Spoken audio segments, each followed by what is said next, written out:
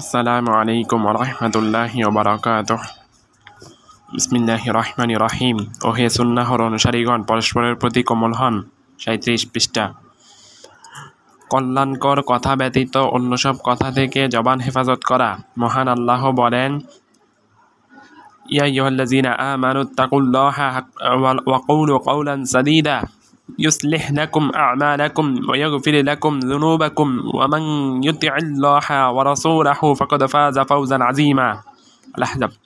হে ঈমানদারগণ, তোমরা আল্লাহ তাকওয়া অবলম্বন করো এবং সঠিক কথা বলো, তাহলে তিনি তোমাদের জন্য তোমাদের কাজ সংশোধন করবেন এবং তোমাদের পাপ ক্ষমা করবেন। আর যে ব্যক্তি আল্লাহ ও তার রাসূলের আনুগত্য করে সে অবশ্যই মহাসাফল্য অর্জন করবে। সূরা আল-আহজাব 33 নম্বর সূরা 70 থেকে 71 অনুবাদক। তিনি আরো বলেছেন, ইয়া আইয়ুহাল্লাযীনা আমানুজতানিবু কাসীরাম মিনাজ-যন্নি ওয়া ইন্না বা'দুজ-যন্নি ইসমুন ওয়া লা তাজাসসু ওয়া লা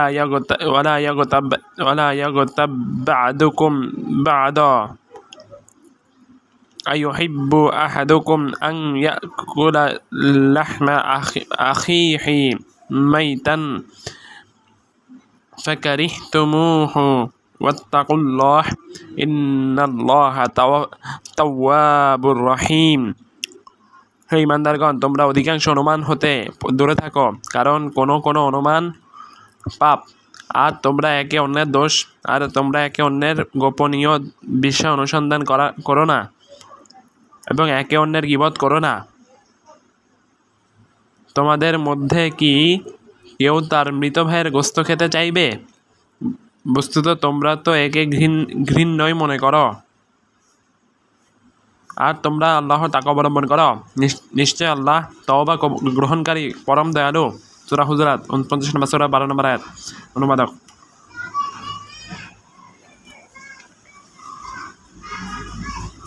তিনি আরো বলেন, ওয়ালাকাদ খালাকনাল ইনসানা ওয়া না'লামু মা তুওয়াসসিসু বিহি নাফসুহু ওয়া নাহনু আকরাবু ইলাইহি মিন হাবিলিল ওয়ারিদ ইয ইয়াতালাক্কাল মুতালাক্কিয়ানি আনিল ইয়ামিনি ওয়া আনিশ শিমালি কাঈদ মা ইয়ালফিজু মিন কাওলিন ইল্লা লাদাইহি রাকীবুন আতীদ। কফ। আর অবশ্যই আমরা মানুষকে সৃষ্টি করেছি এবং তার প্রবৃত্তি তাকে যে কুমন্ত্রণা দেয় তাও আমরা জানি। আর আমরা তার গৃহবাসস্থিত ধমনীর চেয়েও নিকটতর।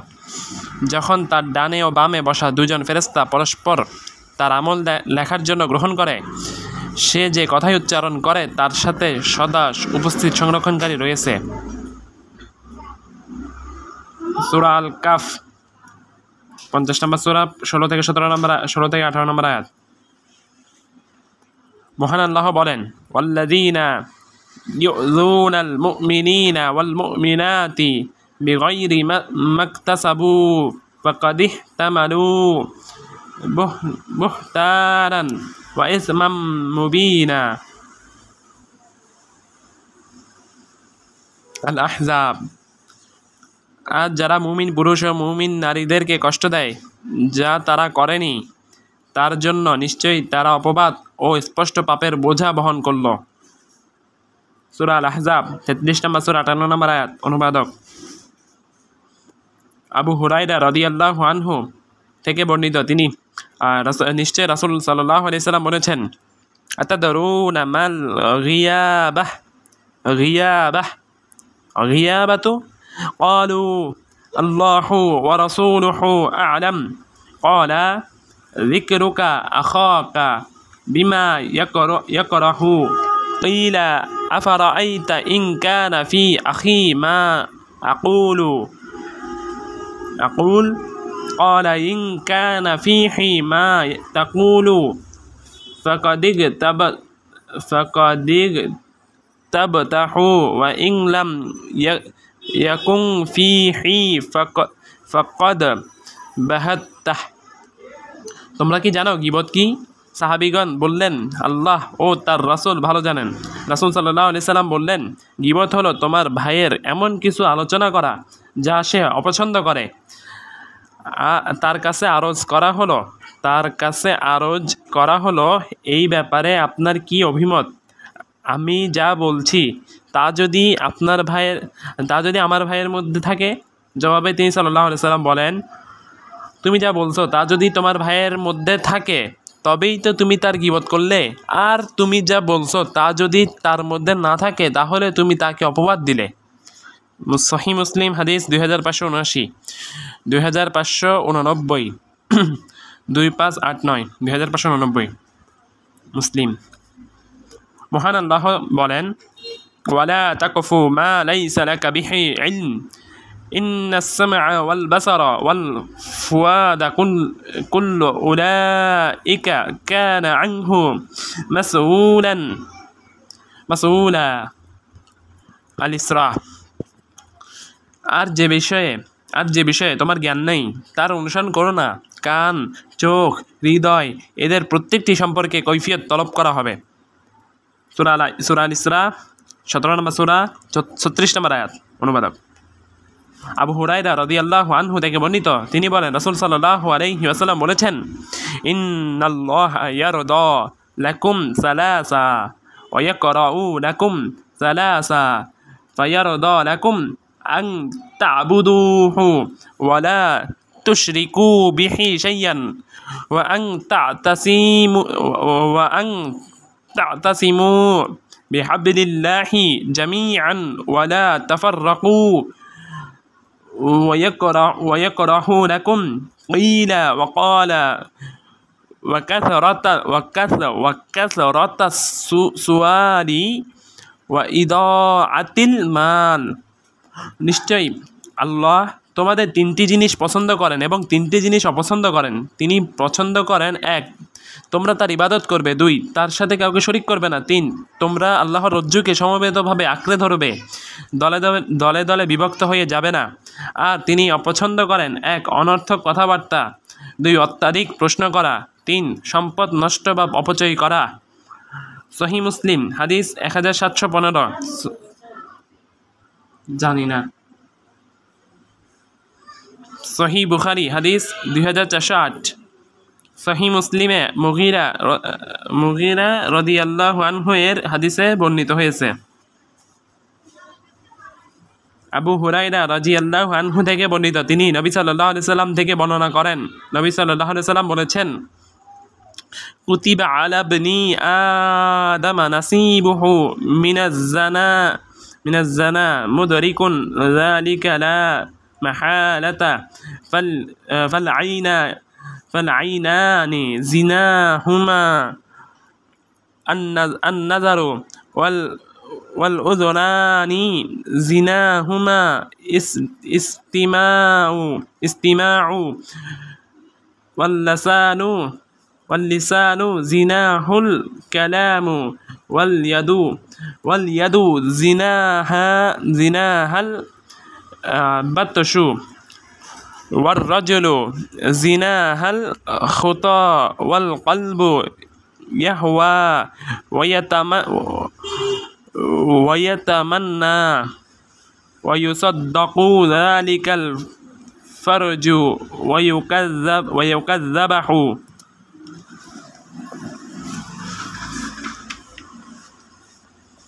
আদম সন্তানের জন্য তার জেনা ব্যভিচারের অংশ লিখে দেওয়া হয়েছে, আবশ্যিকভাবে তা সে পাবেই। 2 চোখের জেনা হলো হারাম জিনিসের দিকে কামনা সহ তাকানো, 2 কানের জেনা হলো শ্রবণ করা, জবানের জেনা হলো কথা বলা, হাতের জেনা হলো ধরা, পায়ের জেনা হলো হাঁটা। অন্তর প্রবৃত্ত হয় ও কামনা করে তার লজ্জাস্থান, তা মূল জেনা বাস্তবে পরিণত করে অথবা বাস্তবে পরিণত করে না। সহিহ বুখারী হাদিস নাম্বার 6612, সহিহ মুসলিম হাদিস নাম্বার 2657। হাদিসের শব্দগুলো সহিহ মুসলিমের। ইমাম বুখারী আব্দুল্লাহ ইবনে আমর থেকে বর্ণনা করেছেন, তিনি নবী সাল্লাল্লাহু আলাইহি সাল্লাম থেকে বর্ণনা করেন, নবী সাল্লাল্লাহু আলাইহি সাল্লাম বলেছেন, আল মুসলিমু মান সালিমাল মুসলিমুনা মিন লিসানিহি ওয়া ইয়াদিহি। প্রকৃত মুসলিম ওই ব্যক্তি যার জবান ও হাত থেকে অন্য মুসলিম নিরাপদ থাকে। সহিহ বুখারী হাদিস নাম্বার 10। হাদিসটি ইমাম মুসলিমও বর্ণনা করেছেন। মুসলিমের শব্দগুলো এরকম: ইন্না রাজুলান সাআলা রাসূলুল্লাহি সাল্লাল্লাহু আলাইহি ওয়াসাল্লাম আইয়ুল মুসলিমিনা খায়রুন ক্বালা মান সালিমাল মুসলিমুনা মিন লিসানিহি ওয়া ইয়াদিহি। এক ব্যক্তি রাসূল সাল্লাল্লাহু আলাইহি সাল্লামকে জিজ্ঞেস করলেন, মুসলিমদের মাঝে কোন ব্যক্তি শ্রেষ্ঠ? রাসূল সাল্লাল্লাহু আলাইহি সাল্লাম জবানে বললেন, যার জবান ও হাত থেকে মুসলিমরা নিরাপদ থাকে। সহিহ মুসলিম হাদিস নাম্বার 64। সহিহ বুখারী রাহিমাহুল্লাহ এর আব্দুল্লাহ ইবনে আমর রাদিয়াল্লাহু আনহু এর সূত্রে বর্ণিত শব্দে ইমাম মুসলিম রাহিমাহুল্লাহ ও হাদিসটি জাবের রাদিয়াল্লাহু আনহু থেকে বর্ণনা করেছেন। উক্ত হাদিসের ব্যাখ্যায় হাফেজ ইবনে হাজার আসকালানি রাহিমাহুল্লাহ বলেন, অর্থাৎ হাদিসের জবানের বিষয়টি অত্যন্ত ব্যাপক, হাতের বিষয়টি তত ব্যাপক নয়, কারণ জবান দ্বারা অতীত, বর্তমান ও ভবিষ্যতের বিষয়ে কথা বলা সম্ভব। হাতের ব্যাপারটি এমন নয়, ব্যাপারটি এমনই। অবশ্য হাত লিখনির মাধ্যম এসবে জবানের সাথে শরীক হতে পারে। এক্ষেত্রে এর প্রভাব খুবই গুরুতর হয়। ফাথুল বারী 1 খণ্ড 54 পৃষ্ঠা। অনুবাদক: এই ব্যাপারে কবি বলেন, অর্থাৎ আমি লিখেছি আর আমি যেদিন লিখেছি সেদিনই নিশ্চিত জেনেছি যে আমার হাত একদিন নিঃশেষ হয়ে যাবে, কিন্তু আমার লেখনীগুলো রয়ে যাবে। যদি তা ভালো কাজ করে থাকে তাহলে অনুরূপ বদলা পাবে, আর মন্দ কিছু করলে তার হিসাব আমাকে দিতে হবে। আব্বাদ আল ইন্তিসার লিস সাহাবাতিল আখিয়ার 1 খণ্ড 141 পৃষ্ঠা। ইমাম বুখারী রাহিমাহুল্লাহ সাহাল ইবনে সাদ রাদিয়াল্লাহু আনহু থেকে বর্ণনা করেছেন। তিনি রাসূল সাল্লাল্লাহু আলাইহি সাল্লাম থেকে বর্ণনা করেন, রাসূল সাল্লাল্লাহু আলাইহি সাল্লাম বলেছেন, মান ইয়াদমান লি মা বাইনা লাহিয়াইহি ওয়া মা বাইনা রিজলাইহি আদমান লাহু জান্নাতা। যে ব্যক্তি তার 2 ঠোঁটের মধ্যবর্তী জবান ও 2 পায়ের মধ্যবর্তী লজ্জাস্থান জিনিসের জামিনদার হবে, আমি তার জন্য জান্নাতের জামিনদার হব। 2 ঠোঁটের মধ্যবর্তী ও 2 পায়ের মধ্যবর্তী জিনিস দ্বারা উদ্দেশ্য হলো জবান ও লজ্জাস্থান। সহিহ বুখারী হাদিস নাম্বার 6474। আবু হুরায়রা রাদিয়াল্লাহু আনহু বর্ণনা করেছেন, রাসূল সাল্লাল্লাহু আলাইহি সাল্লাম বলেছেন, মান কানা ইউমিনু বিল্লাহি ওয়াল ইয়াউমিল আখির ফালইয়াকুল খায়রান আও লিয়াসমুত।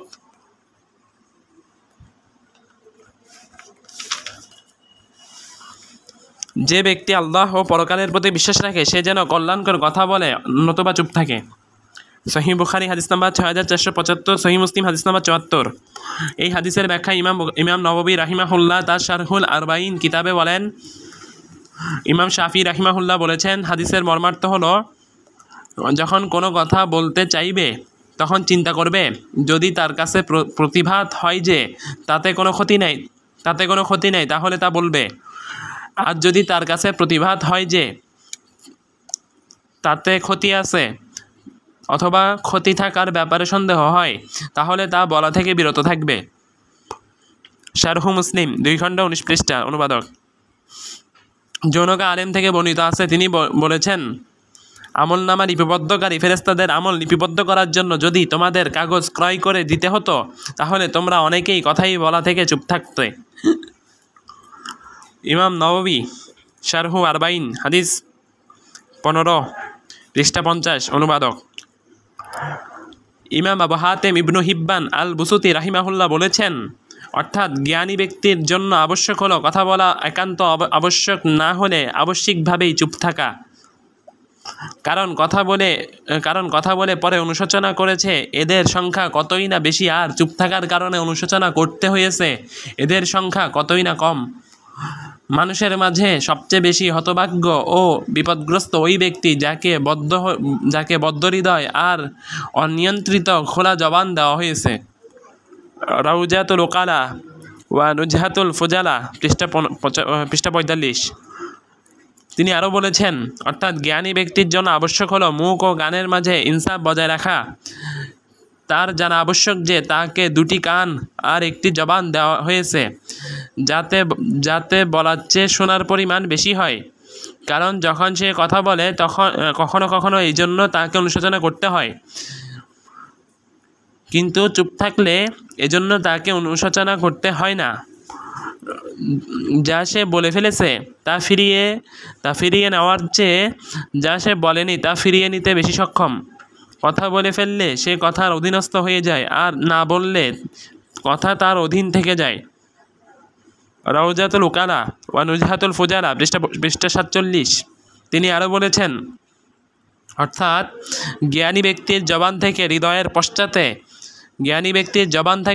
পশ্চাতে যখন সে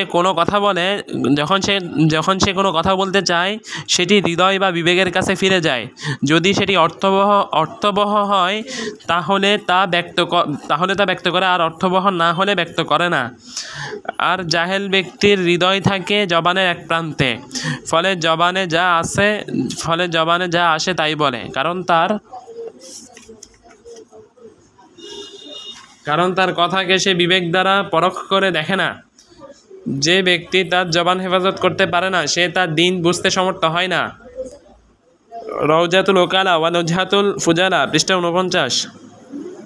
আবু হুরায়রা রাদিয়াল্লাহু আনহু বর্ণনা করেছেন, রাসূল সাল্লাল্লাহু আলাইহি সাল্লাম বলেছেন, ইন্নাল আবদা লা ইয়াতাকাল্লামু বিল কালিমাতি মা ইয়াতাবায়্যানু মা ফিহা ইয়াহওয়ি বিহা ফিন নারি আবআদা মা বাইনাল মুশরিকি ওয়াল মাগরিবি।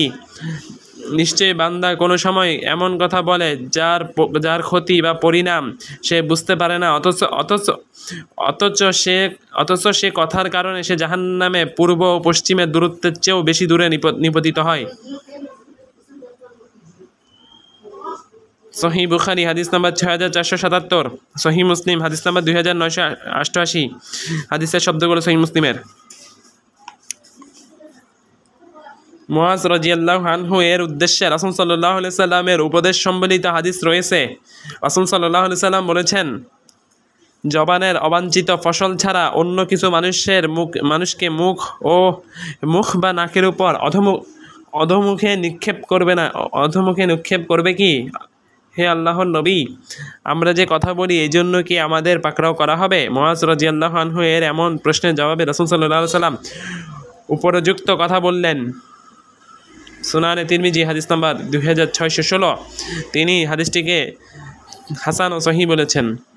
হাফেজ ইবনু রাজব রাহিমাহুল্লাহ উক্ত হাদিসের ব্যাখ্যায় বলেন, অর্থাৎ জবানের ফসল দ্বারা উদ্দেশ্য হলো হারাম কথার ফল ও পরিণাম। কেননা একজন ব্যক্তি তার কথা ও ভালো মন্দ আমলের মাধ্যমে ফসল ফলায়, অতঃপর কিয়ামতের দিন তার ফলিত ফসল সে সংগ্রহ করবে। কাজেই সে ফসল হিসেবে ভালো কথা ও কাজ রোপণ করবে, সে সম্মানজনক ফসল সংগ্রহ করবে। আর সে ফসল হিসেবে মন্দ কথা ও কাজ রোপণ করবে, সে আগামী দিনে অনুশোচনার ফল সংগ্রহ করবে। জামিউল উলুম ওয়াল হিকাম 2 খণ্ড 147 পৃষ্ঠা।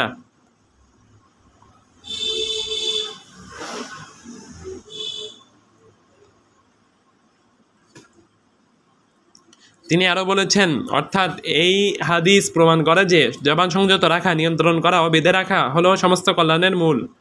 যে ব্যক্তি তার জবান নিয়ন্ত্রণ করবে সে ব্যক্তি তার সমস্ত বিষয়ের মালিক হয়ে যাবে, সেগুলোকে সুদৃঢ় করতে পারবে এবং তা নিয়ন্ত্রণ করতে পারবে। জামিউল উলুম ওয়াল হিকাম 2 খণ্ড 146 পৃষ্ঠা। 2 খণ্ড 146 পৃষ্ঠা। তিনি ইউনুস ইবনু উবাইদ রাহিমাহুল্লাহ থেকে বর্ণনা করেছেন, তিনি বলেছেন, অর্থাৎ আমি যে ব্যক্তিরই জবান সংযত দেখেছি তার সকল কাজে এটিকে কল্যাণের হিসাবেই পেয়েছি। জামিউল উলুম ওয়াল হিকাম 2 খণ্ড 149 পৃষ্ঠা। ইয়াহিয়া ইবনু আবু কাসির রাহিমাহুল্লাহ থেকে বর্ণিত আছে, তিনি বলেন, অর্থাৎ কোনো ব্যক্তির কথা সুন্দর হলে তার প্রভাব আমি তার প্রতি কাজে তার প্রভাব আমি তার প্রতিটি কাজে পেয়েছি। অপরদিকে কোনো ব্যক্তির কথা খারাপ হলে তারও প্রভাব আমি তার প্রতিটি কাজে পেয়েছি।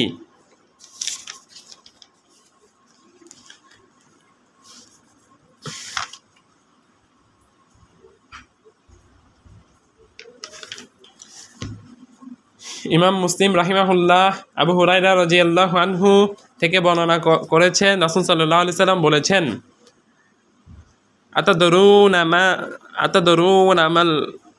আতাদরুনা মাল মুফলিস قالوا المفلس فينا من لا درهم له ولا متاع فقال إن المفلس من أمتي يأتي يوم القيامة بصلاة وصيام والزكاة ويأتي قد شتم। অনুবাদ করি শুধু। তোমরা কি কোনো মুফলিস নিঃস্বকে, তোমরা কি জানো মুফলিস বা নিঃস্বকে?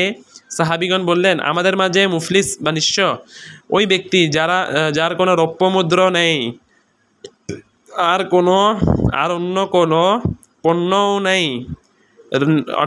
অতঃপর রাসূল সাল্লাল্লাহু আলাইহি সাল্লাম বলেন, আমার উম্মতের মাঝে মুফলিস নিঃস্ব ওই ব্যক্তি যে ব্যক্তি কিয়ামতের দিন সালাত সিয়াম ও জাকাত নিয়ে আসবে,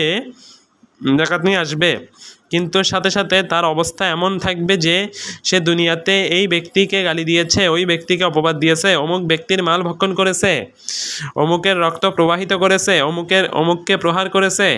ফলে এই ব্যক্তিকে তার পুণ্য দিয়ে দেওয়া হবে, ওই ব্যক্তিকে তার পুণ্য দিয়ে দেওয়া হবে। এভাবে তার উপর মানুষের যে দাবি আছে সে দাবি পূরণ করার আগেই যদি তার পুণ্য শেষ হয়ে যায় তাহলে তাদের পাপের বোঝা তার উপর চাপিয়ে দেওয়া হবে, অতঃপর তাকে জাহান্নামে নিক্ষেপ করা হবে। সহিহ মুসলিম হাদিস 2581। ইমাম মুসলিম রাহিমাহুল্লাহ আবু হুরায়রা রাদিয়াল্লাহু আনহু থেকে একটি দীর্ঘ হাদিস বর্ণনা করেছেন। হাদিসটির শেষাংশে আছে, বিহাসবি মরিইন মিনাশ শাররি আন ইয়াহকিরা আখাহুল মুসলিমা কুল্লুল মুসলিমি আলাল মুসলিমি হারামুন দামুহু ওয়া মালুহু ওয়া ইরদুহু। একজন ব্যক্তির মন্দ হওয়ার জন্য এই এতটুকুই যথেষ্ট যে সে তার অন্য মুসলিম ভাইকে হেয় করবে। প্রত্যেক মুসলিমের জন্য অপর মুসলিমের রক্ত, সম্পদ ও সম্মানে অন্যায় হস্তক্ষেপ করা হারাম। সহিহ মুসলিম হাদিস 2564। ইবনে আব্বাস রাদিয়াল্লাহু আনহুমা থেকে বর্ণিত, রাসূল সাল্লাল্লাহু আলাইহি সাল্লাম বিদায় হজ্জে কোরবানির দিন 10 জিলহজ হলো কোরবানির দিন, মানুষের উদ্দেশ্যে ভাষণে বলেছেন, ইয়া আইয়ুহান নাস আইয়ু ইয়াউমিন হাযা ক্বালু ইয়াউমুন হারামুন ক্বালা। অনুবাদে যায়, হে লোক সকল, আজকে কোন দিন? সাহাবীগণ বললেন, আজকে হারাম দিন। তিনি বললেন, এটি কোন শহর? তারা বললেন, হারাম শহর। তিনি আবারও বললেন, এটি কোন মাস? তারা জবাবে বললেন, এটি হারাম মাস।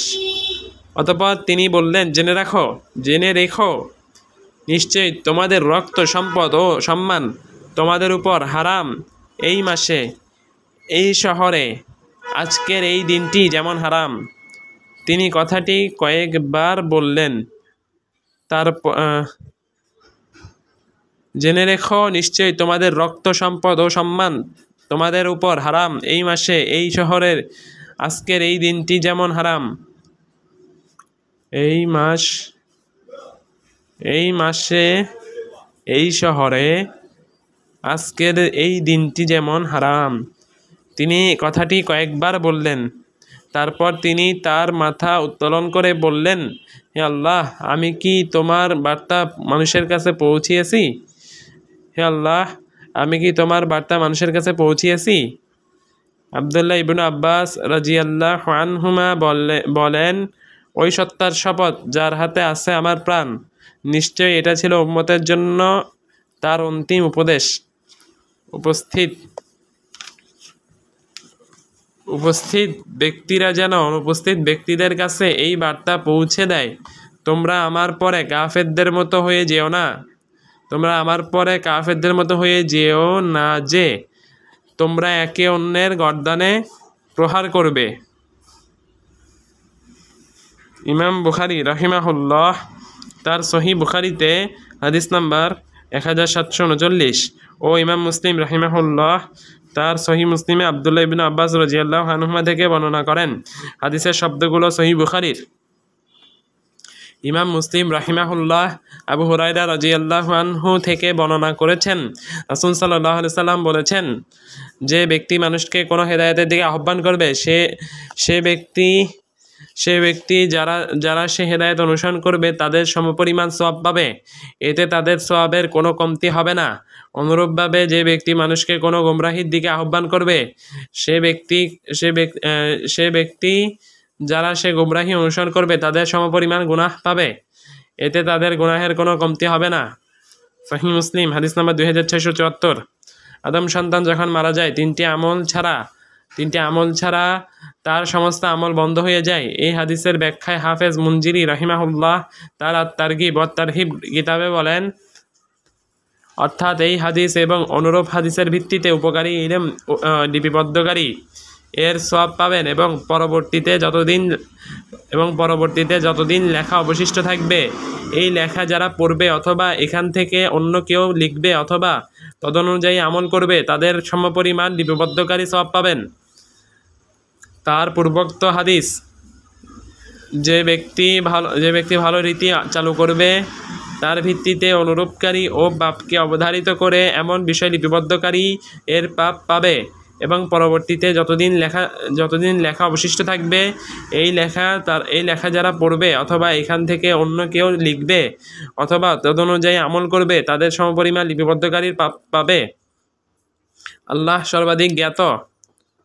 হাফেজ মুনজিরি আত-তারগিব ওয়াত তারহিব 1 খণ্ড 65 পৃষ্ঠা। আরও দেখুন আত-তারগিব ওয়াত তারহিব 156 পৃষ্ঠা, আত-তারগিব ওয়াত তারহিব 93 পৃষ্ঠা। অনুবাদক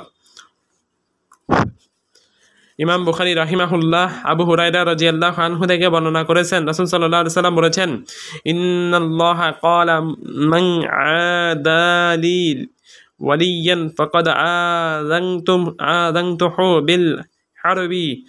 যে ব্যক্তি আমার ওলির সাথে শত্রুতা পোষণ করবে আমি তার সাথে যুদ্ধ ঘোষণা করব।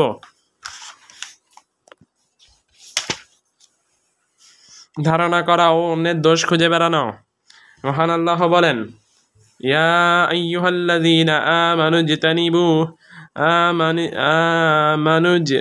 আমানুজতানিবু কাসীরাম মিনাজ-যন্নি ইন্না বা'দাজ-যন্নি ইসমুন ওয়ালা তাজাসসু। হে ঈমানদারগণ, তোমরা অধিকাংশ অনুমান হতে দূরে থাকো, কারণ কোন অনুমান পাপ এবং তোমরা একে অন্যের গোপনীয় বিষয় সন্ধান করো না। সূরা আল হুজুরাত 49 নম্বর সূরা 12 নম্বর আয়াত। অনুবাদক উক্ত আয়াতে অধিক পরিমাণে ধারণা করা থেকে দূরে থাকতে আদেশ করা হয়েছে। বলা হয়েছে যে কিছু ধারণায় পাপ রয়েছে। জাসুসি বা গোয়েন্দাগিরি করতে নিষেধ করা হয়েছে, আর জাসুসি হলো অন্যের দোষ খুঁজে বেড়ানো। এমনটা অবশ্য মন্দ ধারণার কারণেই হয়ে থাকে। রাসূল সাল্লাল্লাহু আলাইহি ওয়াসাল্লাম বলেছেন, ইয়াকুম ওয়াল জান্নাহ, তোমরা ধারণা করা থেকে বেঁচে থাকো, কেননা ধারণা হলো সবচেয়ে বড় মিথ্যা। কারো দোষ অনুসন্ধান করো না, দোষ বের করার জন্য গুপ্তচর বৃত্তি করো না, পরস্পর হিংসা করো না, পরস্পরের সম্পর্ক ছেদ করো না। আল্লাহর বান্দা হিসেবে তোমরা পরস্পর ভাই ভাই হয়ে যাও। সহিহ বুখারী হাদিস 6064, সহিহ মুসলিম হাদিস নাম্বার 2563।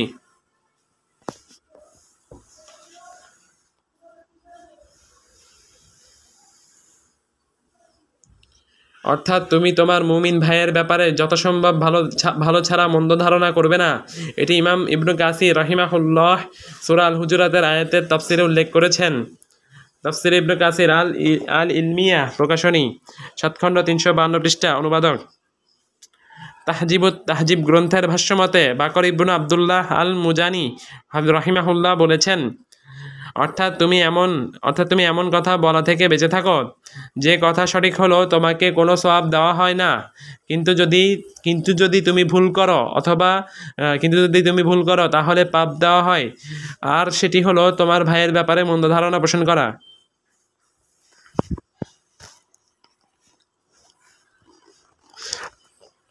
তাহজিব 1 খণ্ড 484 পৃষ্ঠা, রাবি নং 889, অনুবাদক সুফিয়ান ইবনু হুসাইন রাদিয়াল্লাহু আনহু।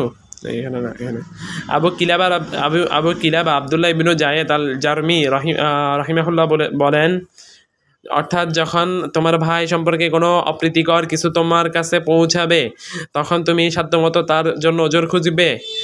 যদি তুমি তার কোনো ওজর খুঁজে না পাও তবে মনে মনে বলবে, হয়তো আমার ভাইয়ের কোনো ওজর আছে যা আমি জানি না।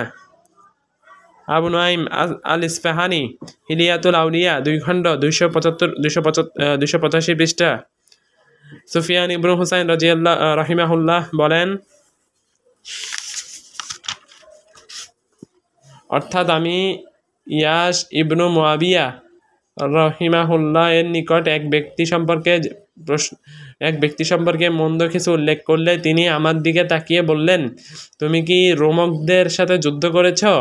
আমি বললাম, না। তিনি বললেন, তাহলে হিন্দ ও তুরস্কে যুদ্ধ করেছ? উল্লেখ্য যে এই সময় এসব দেশ কাফের রাষ্ট্র ছিল। সম্পাদক, আমি বললাম যে তখন তিনি বললেন, তোমার থেকে রোম, হিন্দ ও তুরস্ক মুক্তি পেয়ে গেল,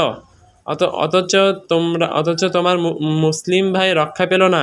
সুফিয়ান ইবনু হুসাইন রাহিমাহুল্লাহ বলেন, এরপর এমন কাজ আমি আর কখনোই করিনি। আল বিদায়া ওয়ান নিহায়া 13 খণ্ড 121 পৃষ্ঠা। আমি বলি, ইয়াস ইবনু মুআবিয়া তিনি বুদ্ধিমান হিসেবে সুপরিচিত ছিলেন। তার জবাবটা কতই না সুন্দর। বস্তুত তার এই জবাবটাও তার বুদ্ধিমত্তার একটি নমুনা। ইমাম আবু হাতেম ইবনু হিব্বান আল বুসুতি রাহিমাহুল্লাহ বলেছেন, অর্থাৎ জ্ঞানী ব্যক্তির জন্য আবশ্যক হলো অন্যের দোষ ত্রুটি খোঁজা পরিহার করে নিজের দোষ ত্রুটি সংশোধনে মনোনিবেশ করার মাধ্যমে নিরাপদ পথ আঁকড়ে ধরা। কেননা যে ব্যক্তি অন্যের দোষ ত্রুটি না খুঁজে নিজের দোষ ত্রুটি নিয়ে ব্যস্ত থাকে, সে ব্যক্তি তার দেহকে স্বস্তি দেয় এবং হৃদয়কে ক্লান্ত করে তোলে না।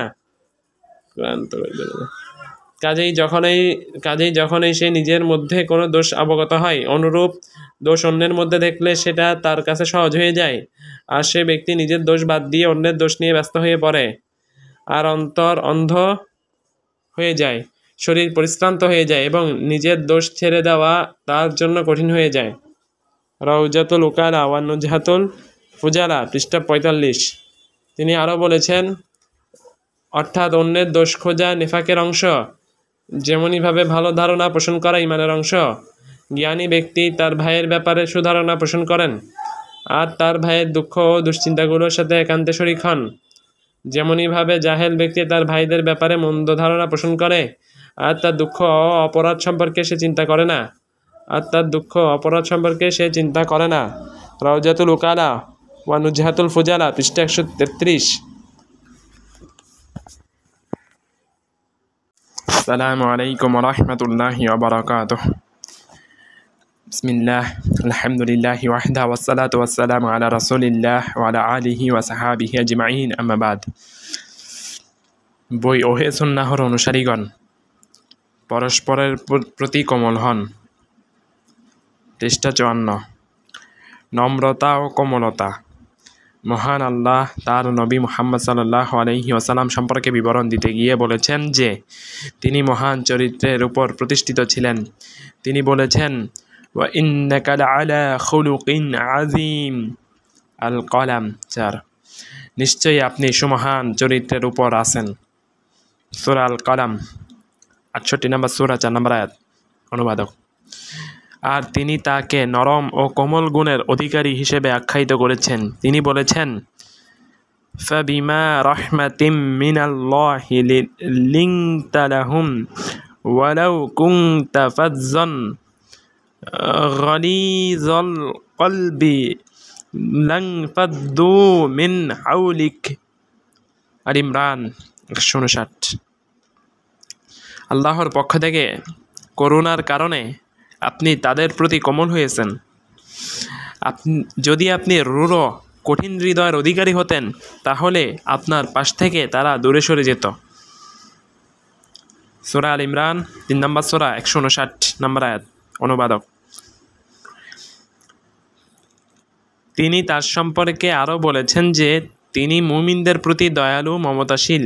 তিনি বলেছেন, লাকাদ জাআকুম রাসূলুম মিন আনফুসিকুম আজিজুন আলাইহি মা আনিতুম হারিসুন আলাইকুম বিল মুমিনিনা রাউফুর রহিম। আত-তাওবাহ।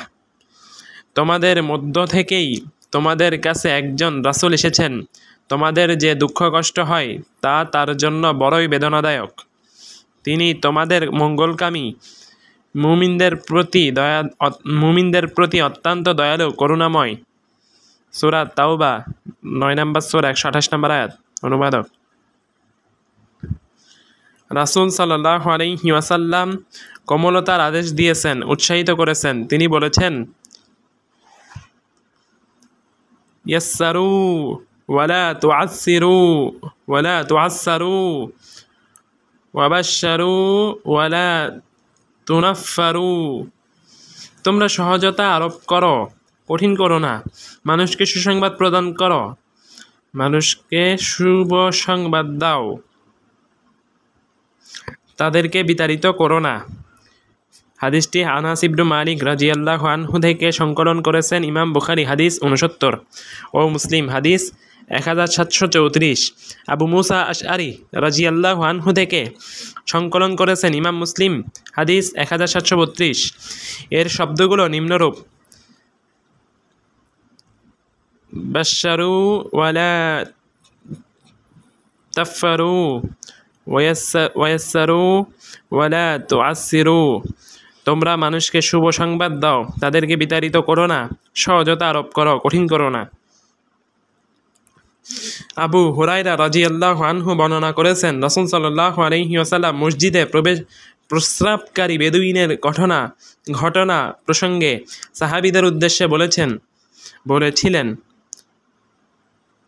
দাউহু ওয়াহারিকু আলা বাউলিহি সাজলান মিন মাইন আও যুনুবান মিন মাইন ফাইন্নামা বুইসতুম মুয়াসসিরিন ওয়ালাম তুবআসু মুআসসিরিন। তোমরা তাকে ছেড়ে দাও এবং তার প্রস্রাবের জায়গায় এক পাত্র বা এক বালতি পানি ঢেলে দাও, কারণ তোমাদেরকে সহজতা আরোপ করার জন্য পাঠানো হয়েছে, কঠিনতা আরোপ করার জন্য পাঠানো হয়নি। সহিহ বুখারী হাদিস 220। আয়েশা রাদিয়াল্লাহু আনহা বর্ণনা করেছেন, নিশ্চয় রাসূল সাল্লাল্লাহু আলাইহি ওয়াসাল্লাম বলেছেন, ইয়া আয়েশাতু ইন্নাল্লাহা রাফিকুন ইয়াহিব্বুর রাফকা ফি আমরি কুল্লাহ। হে আয়েশা, নিশ্চয় আল্লাহ কোমল, তিনি সকল বিষয়ে কোমলতা পছন্দ করেন। সহিহ বুখারী হাদিস 6927। হাদিসটি ইমাম মুসলিম হাদিস 2593 এই শব্দে বর্ণনা করেছেন, ইয়া আয়েশাতু ইন্নাল্লাহা রাফিকুন ইয়াহিব্বুর রাফিক ওয়া ইউতি আলার রাফিক মা লা ইউতি আলাল আনফি ওয়া মা লা ইউতি আলা মা সাও। হে আয়েশা, নিশ্চয় আল্লাহ কোমল, তিনি কোমলতা পছন্দ করেন। তিনি কোমলতার জন্য যা দেন, কঠোরতার জন্য তা দেন না। এমনটি অন্য কোনো কিছুর জন্যই এতটা দেন না, এমনটি অন্য কোনো কিছুর জন্যই এতটা দেন না। কোমলতা কোনো কিছুতে থাকলে তা তাকে কেবল সুশোভিতই করে, আর কোনো জিনিস থেকে কোমলতা ছিনিয়ে নেওয়া হলে তা ওই জিনিসকে কেবল ত্রুটিযুক্তই করে তোলে। সহিহ মুসলিম হাদিস 2594। জারির ইবনে আব্দুল্লাহ রাদিয়াল্লাহু আনহু থেকে ইমাম মুসলিম বর্ণনা করেছেন, রাসূল সাল্লাল্লাহু আলাইহি সাল্লাম বলেছেন, মান ইউহরামির রফকা ইউহরামিল খায়রা, যে ব্যক্তি কোমলতা থেকে বঞ্চিত সে কল্যাণ থেকেই বঞ্চিত। সহিহ মুসলিম হাদিস 2592।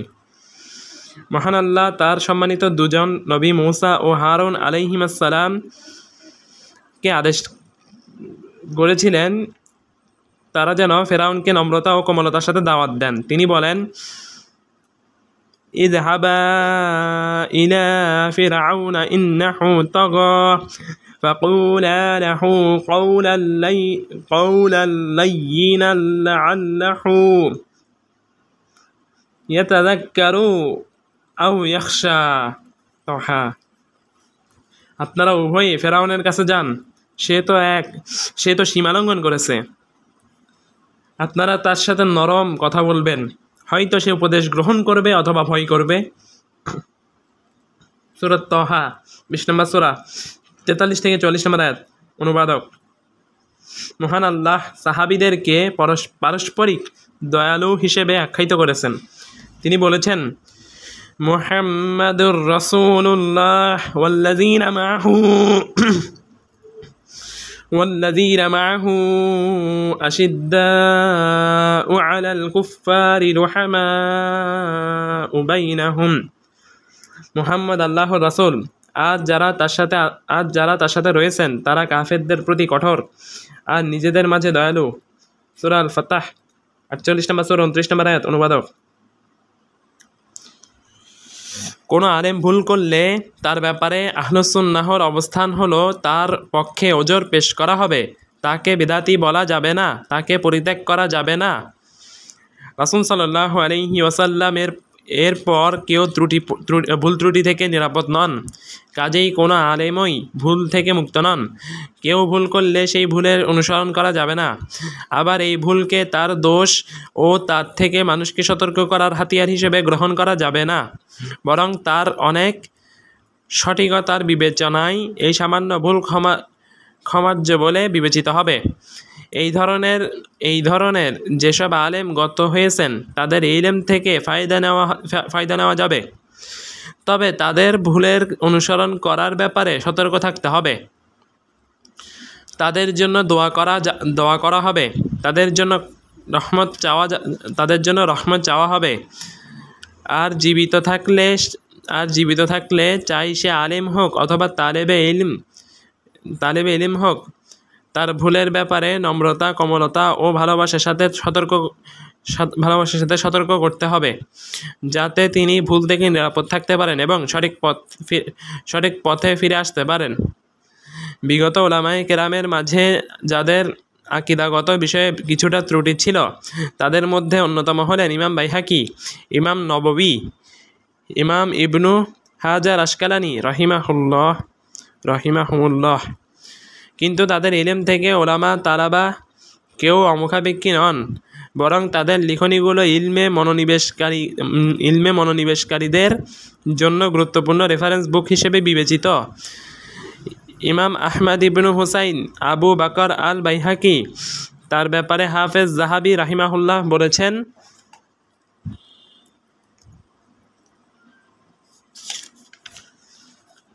অর্থাৎ তিনি হাফেজ, আল্লামা, সুদৃঢ় ফকি, শাইখুল ইসলাম ছিলেন।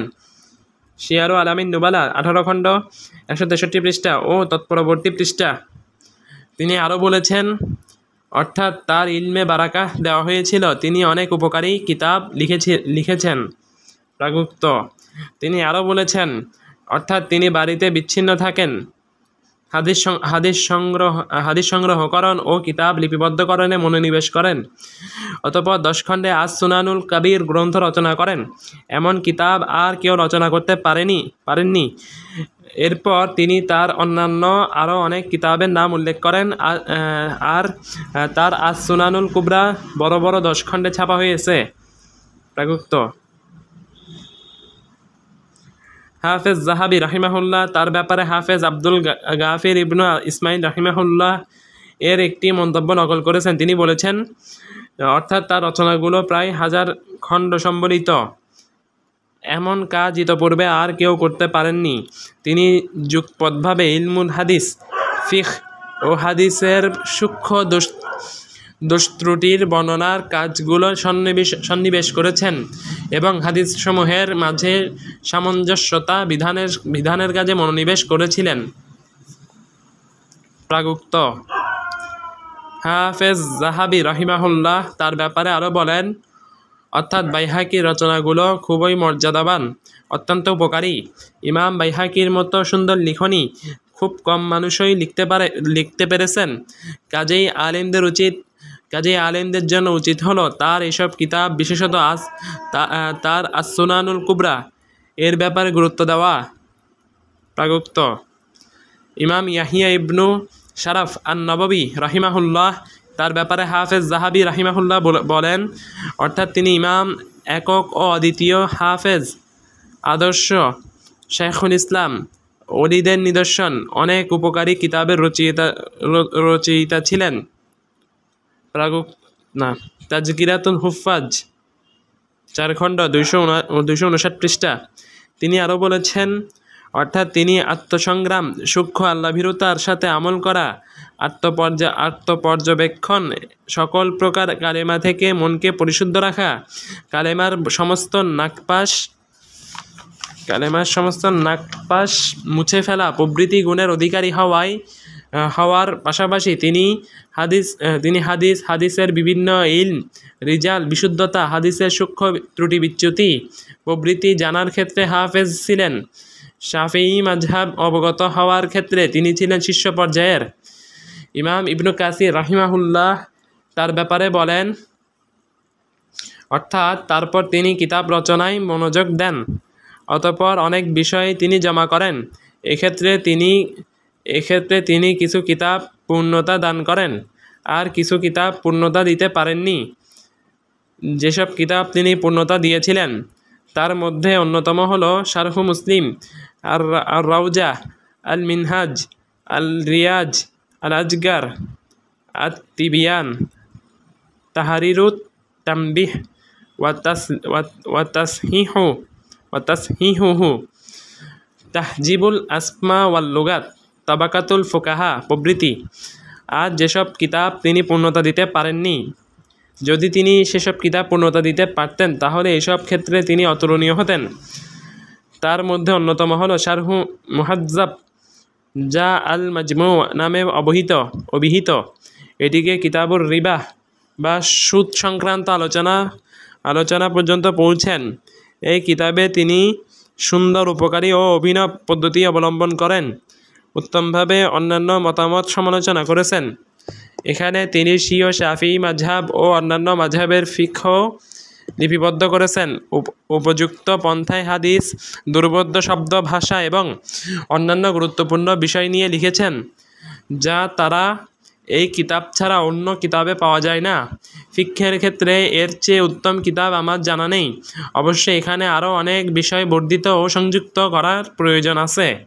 আল বিদায়া ওয়ান নিহায়া 18 খণ্ড 540 পৃষ্ঠা। এত সুন্দর ও ব্যাপক কিতাব লেখা সত্ত্বেও তিনি দীর্ঘজীবী ছিলেন না। তার আয়ুষ্কাল ছিল মাত্র 45 বছর। 631 হিজরিতে জন্মগ্রহণ করেন এবং 676 হিজরিতে মারা যান।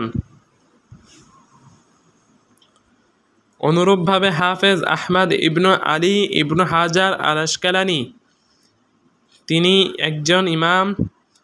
একজন ইমাম যিনি তার প্রচুর লিখনির মাধ্যমেই সুপ্রসিদ্ধ। তার মাধ্যমে সবচেয়ে গুরুত্বপূর্ণ হলো ফাথুল বারি, শারহু সহিহ আল বুখারী, যা আলেমদের এক বিশাল রেফারেন্স বুক। তার আরও গুরুত্বপূর্ণ রচনা হলো আল ইসাবাহ, তাহজিবুত তাহজিব, তাকরিবুত তাহজিব, লিসানুল মিজান, তাজিলুল মানফাআহ, বুলুগুল মারাম প্রভৃতি। আর সমসাময়িকদের মাঝে শেখ আল্লামা মুহাদ্দিস মোহাম্মদ নাসিরউদ্দিন আলবানী বর্তমান যুগে হাদিস বিষয়ে গবেষণা ও হাদিসে গভীর জ্ঞানের ক্ষেত্রে তার সমতুল্য কেউ আছে বলে আমার জানা নেই। তিনিও এমন কিছু বিষয়ে নিপতিত হওয়া থেকে নিরাপদ ছিলেন না, যেগুলোকে অনেক আলেম ভুল হিসেবে আখ্যায়িত করেছেন।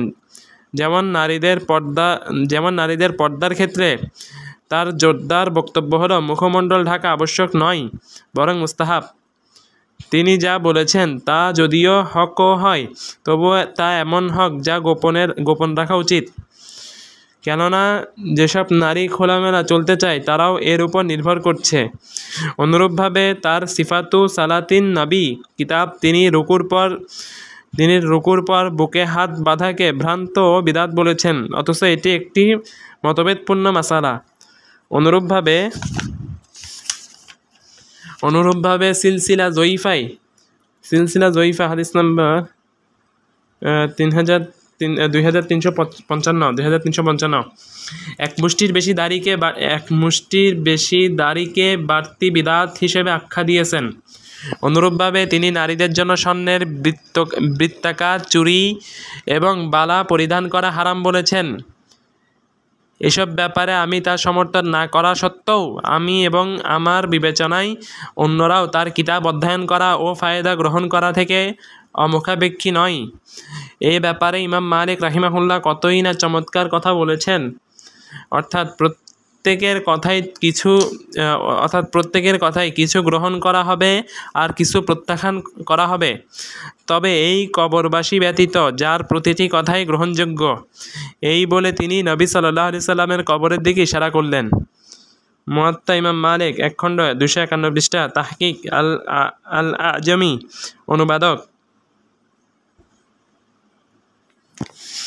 একজন আলেম যার ভুলের তুলনায় সঠিকতার পরিমাণ বেশি, তার ভুল ক্ষমার যোগ্য বিবেচিত হবে। মর্মে প্রমাণ ও এর ব্যাখ্যায় আলেমদের অভিমত। প্রখ্যাত তাবী সাঈদ ইবনুল মুসাইয়িব মৃত্যু 93 হিজরি রাহিমাহুল্লাহ বলেন, অর্থাৎ এমন কোন আলেম, সম্মানিত ও মর্যাদাবান ব্যক্তি নেই যার মাঝে কোনো দোষ নেই, কিন্তু যার দোষের তুলনায় গুণের পরিমাণ বেশি, গুণের কারণে তার দোষ অপসারিত হবে, যেমনভাবে গুণের তুলনায় দোষ বেশি থাকা ব্যক্তির গুণ অপসারিত হয়ে যায়। কেউ বলেন কোনো আলেম ভুল থেকে মুক্ত নয়। যার ভুলের পরিমাণ কম, সঠিকতার পরিমাণ বেশি, তিনি আলেম হিসেবে বিবেচিত হবেন। অপরদিকে যার সঠিকতার পরিমাণ কম, ভুলের পরিমাণ বেশি, সে জাহেল হিসেবে গণ্য হবে। ইবনু আব্দুল বার, জামিউ বায়ানিল ইলম ওয়াফাজলিহ 2 খণ্ড 48 পৃষ্ঠা। আব্দুল্লাহ ইবনুল মুবারক মৃত্যু 181 হিজরি রাহিমাহুল্লাহ বলেন,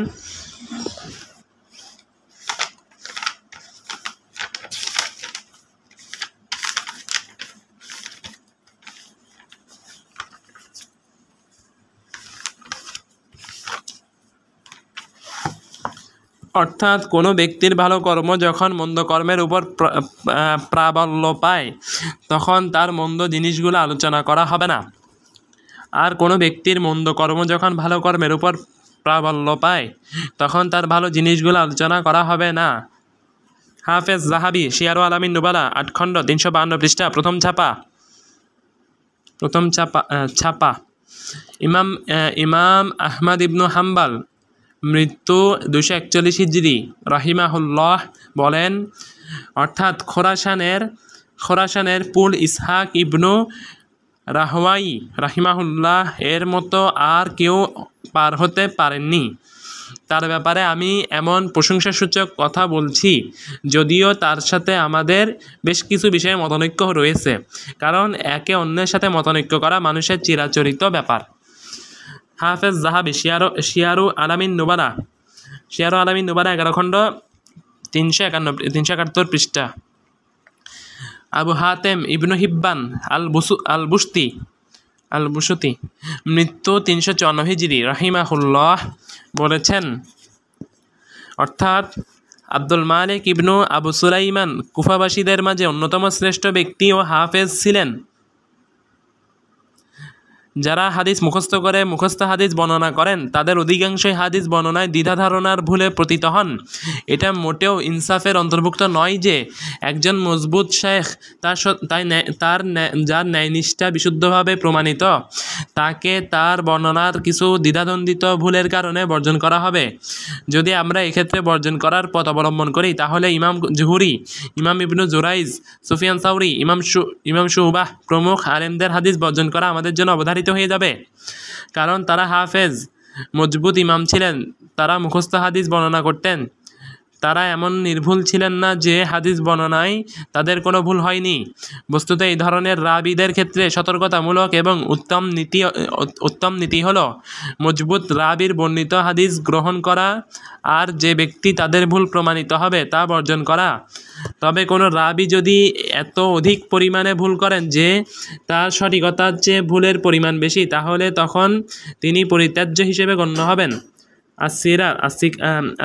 আসিকাত 797 থেকে 98 পৃষ্ঠা। শাইখুল ইসলাম ইবনু তাইমিয়া রাহিমাহুল্লাহ, শাইখুল ইসলাম ইবনু তাইমিয়া মৃত্যু 728 হিজরি রাহিমাহুল্লাহ বলেন, অর্থাৎ জানা বাঞ্ছনীয় যে দ্বীনের মৌলিক বিষয় অনুসরণের দাবিদার এবং যুক্তিবাদী দলগুলো কয়েক পর্যায়ের।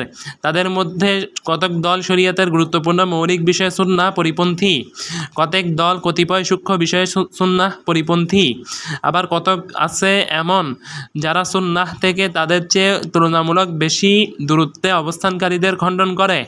ফলে তারা যা কিছু হক কথা বলে বাতিলের খণ্ডন করে সেটা প্রশংসিত হবে, কিন্তু কোনো কোনো সময় তারা খণ্ডনের ক্ষেত্রে ইনসাফের সীমালঙ্ঘন করে, যেখানে কিছু হক অস্বীকার করে এবং কিছু বাতিল কথা বলে ফেলে। ফলে তাদের অবস্থা এমন যে তারা তুলনামূলক হালকা বিদাতের মাধ্যমে বড় বিদাত এবং তুলনামূলক হালকা বাতিলের মাধ্যমে বড় বাতিল খণ্ডন করে।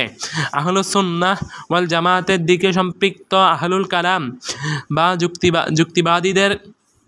যুক্তিবাদীদের অধিকাংশের অবস্থা এমনই।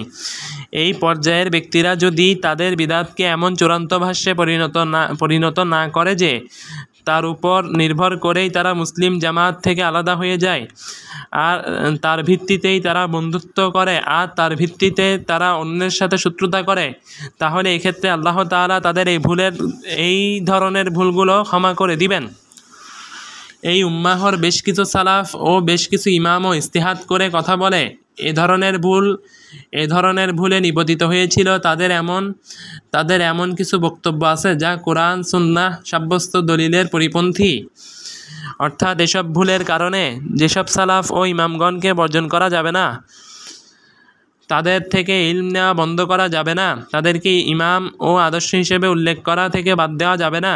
সম্পাদক, এক্ষেত্রে ওই ব্যক্তির ব্যাপারটি অবশ্য ভিন্ন যে ব্যক্তি অর্থাৎ মতভেদপূর্ণ মাসালায়, যেখানে মতভেদ গ্রহণযোগ্য সেসব মাসালায় নিজের মতের উপর এতই বাড়াবাড়ি করে যে তাদের মতের সাথে কারো মত মিললেই কেবল তার সাথে বন্ধুত্ব করে নতুবা শত্রুতা করে, সে ব্যক্তি উম্মাহর মধ্যে বিভেদ তৈরিতে লিপ্ত।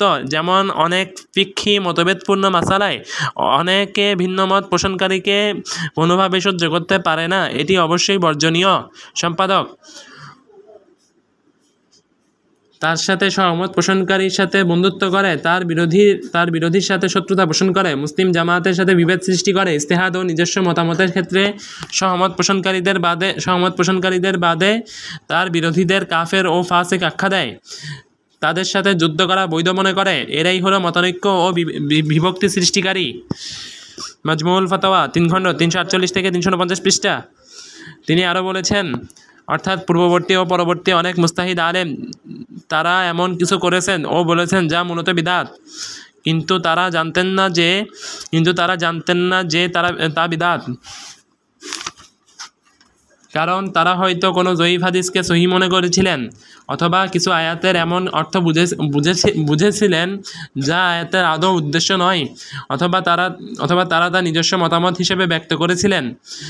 অথচ ওই মাসালায় কোরআন হাদিসের সুস্পষ্ট বক্তব্য রয়েছে যা তাদের কাছে পৌঁছায়নি। এমন ব্যক্তি যদি যথাসাধ্য আল্লাহকে ভয় করে তাহলে তিনি নিম্নোক্ত আয়াতের বিধানভুক্ত হবেন। মহান আল্লাহ বলেন, রব্বানা লা তুআখিযনা ইন নাসিনা আও আখতানা, হে আমাদের রব, যদি আমরা ভুলে যাই অথবা ভুল করি তবে আমাদের পাকড়াও করবেন না। সূরা আল বাকারা 2 নম্বর সূরা 286 নম্বর আয়াত। অনুবাদক, সহিহ হাদিসে আছে, তখন আল্লাহ বলেন, ঠিক আছে, তাই করলাম। মাজমুল ফাতাওয়া 19 খণ্ড 191 থেকে 192। হাফেজ জাহাবি রাহিমাহুল্লাহ বলেছেন, অতঃপর বড় কোনো আলেম যখন তার সঠিকতার পরিমাণ বেশি হবে, তার হক সন্দিচ্ছুতার ব্যাপারটি জানা যাবে, আর তিনি বিস্তৃত জ্ঞানের অধিকারী হবেন, তার বুদ্ধিমত্তার বিষয়টি সুস্পষ্ট হবে, তার সততা, আল্লাহভীরুতা, কোরআন সুন্নাহ অনুসরণের বিষয়গুলো সুবিদিত হবে, তখন তার পদস্খলন ক্ষমা করা হবে। আমরা তাকে পথভ্রষ্ট বলবো না, তাকে ছুঁড়ে ফেলে দিব না, তার ভালো কাজগুলোকে ভুলে যাব না। জি, তবে আমরা তার বিদাত ও ভুলের অনুসরণ করব না। এই ব্যাপারে আমরা তার তওবা কামনা করব। শিয়ার আলামিন নুবালা 5 খণ্ড 271 পৃষ্ঠা। তিনি আরও বলেছেন, অর্থাৎ যখনই কোনো ইমাম কোনো মাসালে ইজতিহাদে ক্ষমার যোগ্য ভুল করেন আর আমরা যদি এই কারণে তার বিরুদ্ধে দাঁড়াই, তাকে বিদাতি আখ্যা দেই, তাকে পরিত্যাগ করি, তাহলে আমাদের থেকে ইবনু নাসর, ইবনু মান্দাহ এবং তাদের চেয়ে বড় কোনো আলেম কেউ রক্ষা পাবে না। আল্লাহ, তিনি সৃষ্টিজীবকে হেদায়েতের পথ প্রদর্শন করেন, তিনি সবচেয়ে বড় দয়ালু। কাজেই আমরা মনের খায়েশাত ও চারিত্রিক রূঢ়তা থেকে আল্লাহর কাছে আশ্রয় চাই। শিয়ার আলামিন নুবালা 14 খণ্ড 39 থেকে 40 পৃষ্ঠা। তিনি আরও বলেছেন, অর্থাৎ বিশুদ্ধ ঈমান ও হকের অনুসরণের ইচ্ছুক হওয়া সত্ত্বেও যদি কারো ইজতিহাদি ভুলের জন্য আমরা তাকে বাতিল করে দেই, তাকে বিদাতি আখ্যা দেই, তাহলে খুব কম ইমামই আমাদের থেকে রক্ষা পাবে। মহান আল্লাহ স্বীয় দয়া ও অনুকম্পার মাধ্যমে সবার উপর রহম করুন, আমিন। শিয়ার আলামিন নুবালা 14 খণ্ড 376 পৃষ্ঠা। তিনি আরও বলেছেন, অর্থাৎ আমরা সুন্নাহ ও সুন্নাহপন্থীদের এবং আলেমদের ভালোবাসি, কারণ তারা কোরআন সুন্নাহ অনুসরণ করেন এবং তাদের মাঝে প্রচুর প্রশংসিত গুণ রয়েছে। তবে গ্রহণযোগ্য ব্যাখ্যার কারণে তারা যে বিদআত করেছেন আমরা তা ভালোবাসি না। এক্ষেত্রে তাদের ভালো কর্মের আধিক্যই দাতব্য। শিয়ার আলামিন নুবালা 20 খণ্ড 46 পৃষ্ঠা। ইবনুল কাইয়িম মৃত্যু 751 হিজরি রাহিমাহুল্লাহ বলেছেন, অর্থাৎ ইসলামের ইমামদের সুবিদিত সম্মান, তাদের অধিকার, অবস্থান এবং তাদের মর্যাদা, ইলম, আল্লাহ ও তদীয় রাসূলের জন্য আন্তরিকতা প্রভৃতি তাদের সব কথা গ্রহণ করাকে আবশ্যক করে না। রাসূল সাল্লাল্লাহু আলাইহি সাল্লাম আনিত বিধান তাদের নিকট গোপন থাকার কারণে তারা তাদের কিছু ফতোয়ায় ভুলে নিপতিত হয়েছেন এবং এক্ষেত্রে তারা তাদের জ্ঞান অনুসারে কথা বলেছেন যা মূলত হকের পরিপন্থী। তা সত্ত্বেও এসব ভুল তাদের মতামতকে সামগ্রিকভাবে ছুঁড়ে ফেলে দেওয়া, তাদের ছোট করা এবং তাদের বদনাম করাকে অবধারিত করে না। এই দুই শ্রেণীর মানুষ মধ্যমপন্থা থেকে বিচ্যুত। মধ্যমপন্থা উভয়ের মাঝামাঝিতে রয়েছে। আমরা তাদেরকে পাপিষ্ঠ বলি না, আবার তাদেরকে নিষ্পাপও বলি না। অবশেষে বলেন, বস্তুত যার কাছে শরীয়ত ও বাস্তবতার জ্ঞান আছে তিনি অকাট্যভাবেই জানেন যে একজন মর্যাদাবান ব্যক্তি ইসলামে যার ভালো অগ্রগামিতা আছে, ইসলাম ও মুসলিমদের কাছে তার ভালো অবস্থান আছে, তথাপি তার কোনো সময় পদস্খলন ঘটতে পারে। এক্ষেত্রে তিনি মাজুর হিসেবে বিবেচিত হবেন, বরং ইজতিহাদ করার কারণে সওয়াব প্রাপ্ত হবেন। তবে এসব ভুলের ক্ষেত্রে তার অনুসরণ করা যাবে না। আবার মুসলিমদের হৃদয় থেকে তার অবস্থান, ইমামত ও মর্যাদাকে বাতিল করেও দেওয়া যাবে না। ইলামুল মুওয়াক্কিঈন 3 খণ্ড 295 পৃষ্ঠা। ইবনু রজব হাম্বলি মৃত্যু 795 হিজরি রহিমাহুল্লাহ বলেন, অর্থাৎ আল্লাহ তাআলা তার কিতাব ব্যতীত আর কোনো কিতাবকেই নির্ভুলতা দান করেননি। এক্ষেত্রে ইনসাফপরায়ণ ব্যক্তি যা সঠিকতার পরিমাণ বেশি তার অল্প ভুলকে ক্ষমার যোগ্য বিবেচনা করে। আল কাওয়াইদ 3।